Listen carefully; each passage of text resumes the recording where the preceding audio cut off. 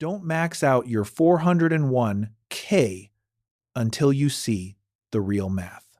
Marcus thought he was doing everything right. He did not waste money. He did not gamble on hot stocks. He did not ignore retirement until it was too late. Every year, when his income rose, he raised his 401k contribution. Eventually, he reached the point every financial article seemed to praise. He maxed it out. From the outside, Marcus looked like the model saver. His coworkers talked about getting serious someday. Marcus was already serious. His family saw him as disciplined. His future looked safe. And every time he opened his retirement statement, the numbers seemed to confirm it. But after 30 years, Marcus discovered something uncomfortable. He may have ended up with about $360,000 less than someone who saved with the same discipline, the same income power, and the same willingness to invest. Not because he saved too little, because he sent too many of his next dollars to the wrong place. That is the part most people never calculate. The biggest 401k balance does not always mean the best retirement result. A large number on a statement can hide fees, taxes, lockups, and missed flexibility. And the most dangerous financial mistakes are not always the reckless ones. Sometimes, the most dangerous mistakes look responsible. Marcus did what many people are told to do. He maxed out his 401k before asking a deeper question. Where should the next dollar actually go? That question changes everything. Most retirement advice sounds simple, because simple advice is easy to repeat. Get the match. Increase your contribution. Max out your 401k. Let compound interest work. Do not touch the money. There is truth in that advice. Saving more is powerful. Automation is powerful. Employer matches are powerful. A 401k can be one of the best tools an employee has. But a tool is not a strategy. And this is where people get trapped. They confuse maxing out one account with building the best retirement system. They assume the 401k is automatically the best home for every dollar because it has a tax advantage. But a tax advantage is only one part of the equation. Fees matter. Taxes matter. Access matters. And the order of your accounts can quietly change how much money you actually keep. Think about Marcus. For illustration, assume he contributes $23,500 per year into his 401k. His employer also offers a match, so every year, more money goes into the account. On paper, this looks excellent. His taxable income drops. His balance grows. His savings rate looks impressive. He feels behind at nothing. But inside his plan, the investment options are not as cheap as they look. The funds charge around 0.78% per year. Outside the plan, he could have bought very similar broad index funds for around 0.03%. The difference sounds tiny, less than 1%, small enough to ignore. But money does not only compound for you. Fees compound against you.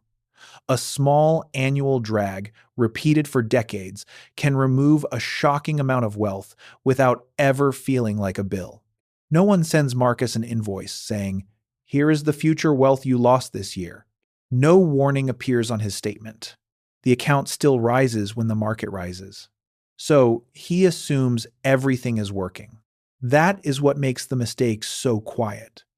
A person with credit card debt feels the pain every month. A person with a car payment they cannot afford sees the money leave. A person who overspends eventually runs out of room. But a person overusing a mediocre 401k can feel successful for decades. The balance goes up. The tax deduction feels good. The habit feels mature. And by the time the real cost appears, the difference may be measured in hundreds of thousands of dollars. Now compare Marcus with Sarah. Sarah works at a similar company and also has access to a 401k, but she does not max it out. She contributes only enough to get the full employer match. If her company matches up to 6% of salary and she earns $80,000, she puts in $4,800. and her employer adds another $4,800. That part is smart. A match can be one of the strongest returns available because it gives you an immediate benefit before the market does anything. If Sarah puts in $1 and the company adds $1, she has doubled that contribution instantly. So Sarah is not wrong to start there. Her mistake is that she stops there. She treats the match like the finish line instead of the first step. She tells herself she is doing enough because she is not ignoring retirement. She is better than the person who contributes nothing. She is doing what responsible adults do. But she never opens a Roth IRA. She never considers an HSA if she is eligible. She never builds a taxable brokerage account that could give her flexible money before retirement age. She avoids one mistake and walks into another. Marcus and Sarah look like opposites. Marcus saves aggressively. Sarah saves cautiously. Marcus looks disciplined. Sarah looks balanced. Marcus maxes out. Sarah stops at the match. But they share the same, deeper problem. Neither one understands the full system. And this is the real math. The question is not simply, should you max out your 401k? The better question is, what is the best job for the next dollar? Because the first 401 CAC dollar and the last 401 CAC dollar are not the same dollar. The first dollars may capture an employer match. Those dollars can be extremely valuable. Leaving the match behind is often like leaving part of your compensation on the table. But after the match, the decision changes. Now, the next dollar has to compete. It has to compete with a Roth IRA. It has to compete with an HSA if you qualify. It has to compete with a taxable brokerage account. It has to compete with your need for emergency cash, early retirement flexibility, future tax diversity, and access to money before age 59 and a half. This is where the rule, max out your 401k, becomes too simple. A traditional 401 KEC can lower your taxable income today, but withdrawals in retirement are generally taxed later. That can be a great trade if your tax rate is lower in retirement. But if your future tax rate is similar, higher, or more complicated than expected, the benefit may not be as clean as it looked. Then there is access. Money inside a 401 KEC is designed for retirement. That is the point. But that design also creates limits. If Marcus wants to start a business, help family, buy a home, take a career break, or retire early, most of his money may be trapped inside one system. That does not make the 401 KEC bad. It means the 401 KEC has rules, and rules matter. Now look at three paths. Path 1 is Sarah's match-only approach. She contributes enough to receive the employer match, then stops. In our example, she puts in $4,800 per year, and her employer adds $4,800. That is $9,600 going into retirement annually. After 30 years, assuming a 7% annual return, that can grow into a serious balance. In this illustration, Sarah may reach about $970,000 before taxes. After taxes, she may keep roughly $757,000 in spendable retirement money. That is not failure. It is far better than doing nothing. But Sarah's problem is not that she took the match. Her problem is that she let the match become her whole plan. She had the beginning of a strong system, then stopped building. Path 2 is Marcus. Marcus contributes $23,500 per year. Add the employer match, and his total annual retirement contribution becomes much higher than Sarah's. His account grows faster. His statements look bigger. Compared with Sarah, Marcus ends up far ahead. In this illustration, his 401k grows to about $2.55 million after 30 years. After taxes, he keeps around $1.99 million. That is a powerful result. So the lesson is not that Marcus failed. The lesson is more precise. Marcus did well because he saved aggressively.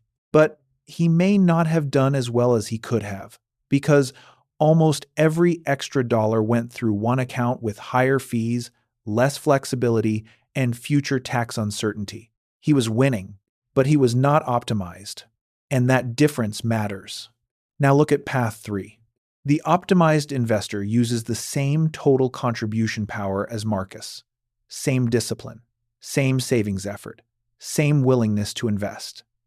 The difference is not how much this person saves. The difference is the route. First, the investor contributes enough to get the full employer match. That comes first because the match is part of the compensation package. You usually do not want to leave free employer money behind. Second, the investor considers an HSA if eligible. An HSA can be powerful because it may offer pre-tax contributions, tax-free growth, and tax-free withdrawals when used for qualified medical expenses. Not everyone qualifies, and it depends on the health plan. But when it fits, it can be one of the most tax-efficient accounts available. Third, the investor considers a Roth IRA if eligible. A Roth IRA does not give the same deduction today, but qualified withdrawals can be tax-free later. Roth contributions can also offer more flexibility than many people realize, because contributions, not earnings, can generally be accessed under certain rules. Fourth, the investor builds taxable investments. A taxable brokerage account does not have the same tax shelter as retirement accounts. But it has one thing many retirement accounts do not have: freedom. No retirement age lockup in the same way. No contribution limit in the same way. Money can be used for a home, a career change, early retirement, family needs, or any life decision that does not happen neatly at age 59 and a half. Then, after those options are considered, the investor may go back to the 401 KEC, especially if the plan has low-cost index funds, strong investment choices, and useful tax deferral. That is not anti-401 KEC. That is account order. And account order can change the outcome. In this illustration, the optimized investor uses the same $28,300 per year that Marcus was already putting toward retirement. But instead of placing almost all of it into the 401 KEC, the money is spread across accounts with different jobs. The result is about $2.71 million in total wealth. More importantly, the after-tax amount is roughly $2.35 million. Compared with Marcus's $1.99 million after taxes, that is about $360,000 more from the same saving power, same discipline, same income, same commitment, different route. That is the real math. The mistake was never that Marcus saved. Saving aggressively gave him a strong result. The mistake was believing that one account could do every job. The 401 KEC was helping him in one way and limiting him in another. It gave him tax deferral, but not necessarily tax freedom. It gave him automation, but not full control. It gave him a large balance, but not always the most spendable wealth. And this is why the phrase "max out your 401k" can be dangerous when it is treated like a universal rule. Personal finance is not about obeying the cleanest sentence. It is about understanding the trade-offs behind the sentence. A 401 KEC can be excellent. It can give you a match, it can reduce taxable income, it can automate investing, it can protect you from spending money you should be saving. For many people, those advantages are real and valuable. But it can also come with high fees. It can have limited fund choices, it can reduce flexibility, it can create future tax concentration. And if you treat it as the only retirement tool, it can blind you to better uses for the next dollar. The most dangerous part is psychological. People who are careless usually know they are being careless. But people who are disciplined can become blind because discipline feels like proof. Marcus saw his growing balance and thought it meant the whole system was working. He did not feel a mistake. He felt pride. And pride can make a good habit harder to question. Sarah had a different version of the same problem. She saw the employer match and thought she had completed the retirement decision. The match made her feel safe. But safety at the first step is not the same as optimization over 30 years. Both of them followed rules. The optimized investor asked questions. That is the difference. So before you max out your 401 KEK, do not just ask, can I contribute more? Ask what the next dollar is giving you. Is it giving you a match? Is it lowering taxes in a useful way? Is it going into low-cost funds? Is it preserving flexibility? Is it creating tax diversity? Is it helping your real life? Or just making one account look bigger? Because the goal is not to win the 401 KEK balance contest. The goal is to build wealth you can actually use. The biggest balance is not always the best plan. The most disciplined saver is not always the most optimized investor. And the advice that sounds responsible can still be incomplete. Marcus was not wrong to save. Sarah was not wrong to take the match. But both needed a wider view. A 401 KEK is a powerful tool, but it is not the entire strategy. Maxing it out can be smart when the plan is good, the fees are low, the tax benefit is meaningful, and the rest of your financial life is in order. But maxing it out blindly can quietly cost you money, options, and flexibility. The smartest move is not always maxing out the 401k. Sometimes the smartest move is knowing when to stop, where to send the next dollar, and why that dollar belongs there. The mistake was never saving too much. The mistake was believing that one account could do every job. Marcus chased the biggest balance. The optimized investor chased the best result. And in retirement, that difference is not just math. It is the difference between money you can look at and money you can actually use. So now the real question is this. If you were in Marcus's position, would you still max out the 401 KEK, or would you build the account order differently? Comment below, because this is where people reveal whether they think in account balances or real spendable wealth. And if this helped you see retirement planning differently, like the video and subscribe for more money logic. This video is for educational and entertainment purposes only. It reflects general financial ideas and personal perspective, not personal financial advice. Always do your own research and consider speaking with a qualified financial professional before making major financial decisions.